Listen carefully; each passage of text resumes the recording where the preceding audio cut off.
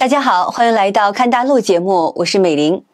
近年來，中國年輕人找不到工作，收入不穩定，只能在出租房裡面勉強的維持生活，被網民形容為老鼠人。那麼這意思就是呢，住在看不見的角落，過着不被看見的人生。這個詞之所以會爆紅，不只是一種情緒，更是中國經濟與社會結構深刻變化下的縮影。10月26號，《華爾街日報》也發表了一篇題為《自稱老鼠人的年輕一代正在改寫中國消費圖景》的報道。內容中提到，近幾個月，老鼠人這個新的群體標籤在中國社群媒體迅速走紅，總瀏覽量達到數以十億計。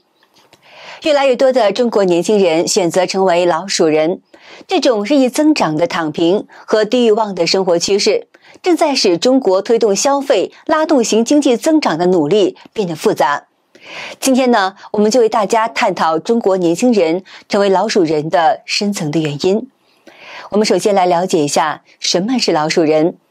老鼠人是指那些躲在狹小空間、不社交、不出門、不消費、不升級人生、不和社會正面交鋒的年輕人。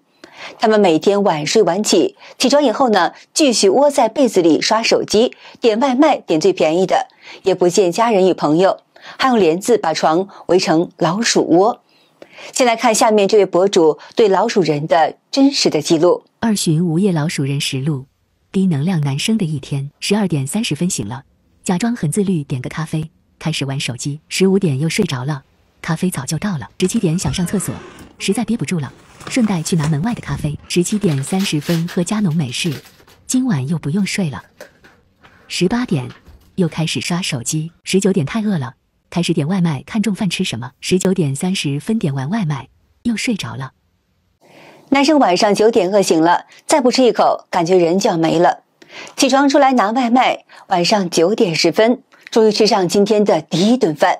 送來的外賣真的是很難吃，但實在是太餓了，還是吃完了。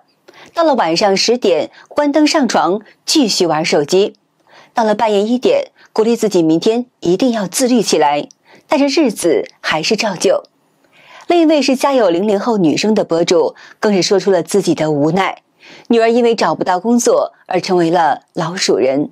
那些找不到工作的00後他在幹嘛？其他的人我不知道，我就知道我女兒，她是在做老鼠人。早上6點鐘睡覺的，下午2點鐘醒來。她是醒來，她不是起來。醒來以後呢，再躺床上，慢悠悠的拿出手機啊，再刷2個小時的劇。劇刷好以後呢，然後呢，她就點了一杯奶茶，一定要放冰的。點好以後呢，然後她再點一份外賣，特別備註放我家門口啊，不要敲我的門，不要來吵我。博主說呢，點好外賣以後，他慢慢悠悠的起床，刷個牙，洗個臉，然後把那個外賣拿進來。他一邊吃那個外賣，一邊又在看電視劇。您知道他的外賣要吃多長時間嗎？最起碼要2個小時。那麼吃完以後呢，大概是晚上的7、8點鐘，這個時候是他女兒精神一天當中最好的時候，兩眼發亮，然後他開始玩遊戲，要麼就是跟閨蜜聊天。話題是你今天有多無聊？我今天很無聊。之後就是繼續玩遊戲，玩到什麼時候呢？一直要玩到早上6點鐘。房間裡弄得是一塌糊塗，床上都是垃圾，抽屜裡都是垃圾。博主只要一進門，這個房間根本就沒有可以放腳的地方。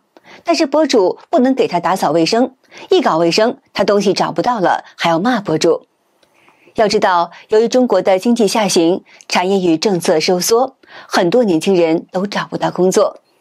過去10年，中國經濟高速增長，吸收大量年輕勞動力，而現在增速降到了4%左右。過去吸納大量年輕人的3大行業，互聯網、補教和房產，都在同一時間遭遇了中國政府不斷變動政策的劇烈影響。例如呢，像互聯網行業被整頓，阿里、騰訊、字節這類的巨頭全面裁員，許多95後、00後原本想靠互聯網翻身，但機會驟減。而補教行業也被習近平的一句話摧毀了，從業人員數百萬人，許多英語老師、輔導老師失業以後，只能轉行送外賣、做保險。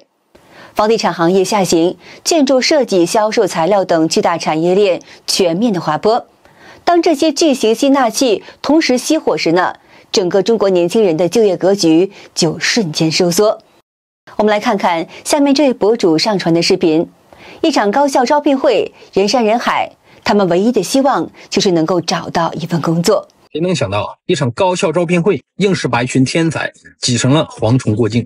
黑龍江人才周的招聘現場，足足來了11萬人，只為了競爭9000多個崗位。队伍可以從會場一直排到地鐵口。你說你是碩博研究生，可放眼望去啊，在座的哪個不是碩博？別說什麼天下英雄如過江之鯽，這11萬人當年要是給他諸葛亮，北伐都能成功。小時候總說是金子，到哪兒都會發光，可等真走進招聘會才發現，這裡遍地都是金子，沒人買得起黃金。於是金子只能鍍銅當廢鐵賣，回爐磨成了螺絲釘，才能勉強找到它的價值。反觀真正發光的，可能就只有是复印店的老板了。人民幣1塊錢一份的簡歷，光這一天呢就能賺得盆滿缽滿。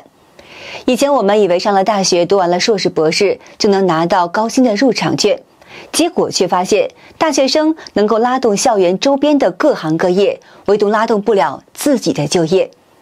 或許現實最大割裂感就是全社會都在為高考生送上祝福，但是對大學生的就業形勢只能是袖手旁觀。此刻呢，我才明白那句話：我們本來就是打工的，只不過是多讀了幾年書而已。另外呢，中國社会现在人力供给过剩，造成一個很可怕的現實問題，那就是畢業生數量創歷史紀錄。中國大學生從1998年的108萬暴增到了2024年的1222萬，2026年呢更將達到1593萬人。然而呢，市場沒有這麼多合適的適合白領的工作，大量專業，例如新聞、法律、商科、金融、管理學、傳媒等等，都是供給過度，但產業並未對應的擴張，結果就是出現了畢業即失業、就業即降維的普遍的現象，而這也讓年輕人陷入了學歷通膨的困境。本科做以前高中生的工作，研究生做本科生的工作，本科生薪水低於10年前的專科生。中國年輕人越來越覺得讀書不會再改變命運了。讀下面這位博主帶給大家的這張未來10年中國大學生畢業人數的圖表。2026年大學生的就業模式將開啟地獄模式。大家知道，自從2022年每年中國的高校畢業生突破了1000萬的大關之後，事實上在22、23、24、25這連續的4年，這穩步的從1000萬增長到1200萬。但是從2026年開始，我們接下來要以將近10年的時間，每一年的高校畢業生都在1600萬上下浮動，這是一個非常可怕的數字。而且大家也知道了，目前整個就業情況是一個什麼樣子。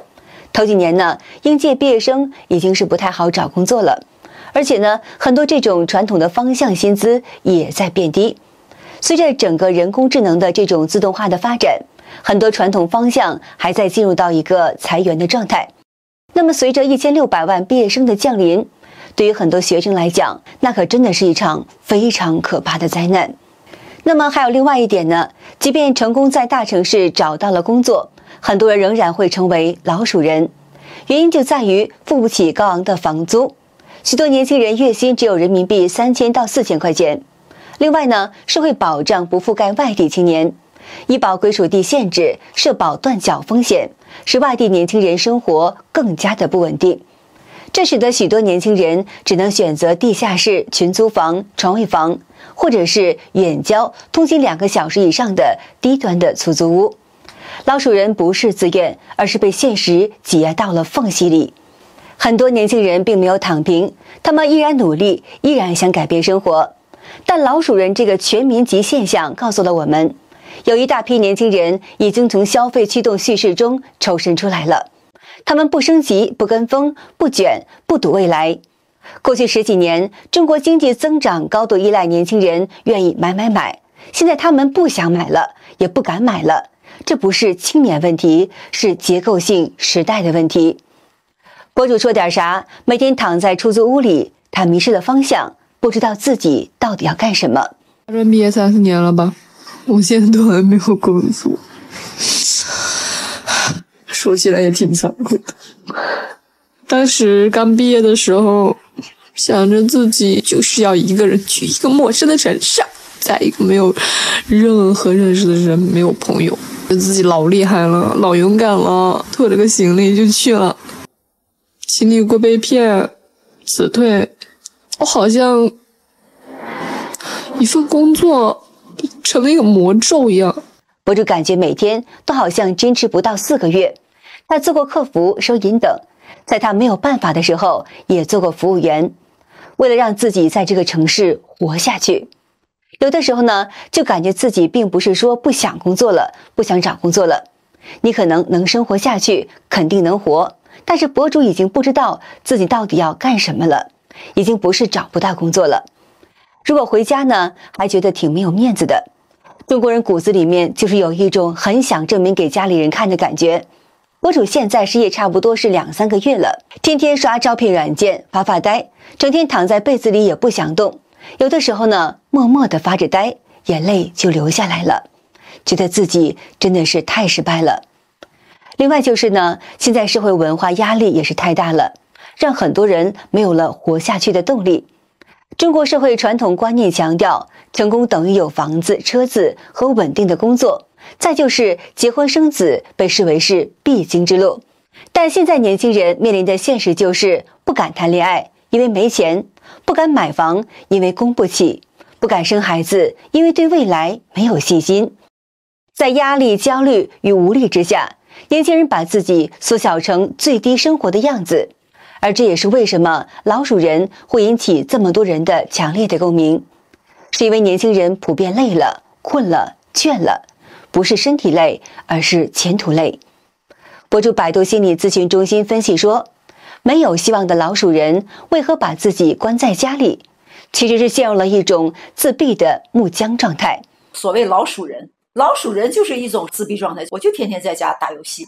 我連門都不下，然後訂外賣我都要看看這個外賣一定得給我送上門，連樓都不下，也不見家人，就你們都不安全，我要封閉我自己，我要保護我自己，這就它自動啟動的一個模式，它就會使用這種防禦機制，這就叫木僵狀態，它就不動彈了。那為什麼會出現這種狀態呢？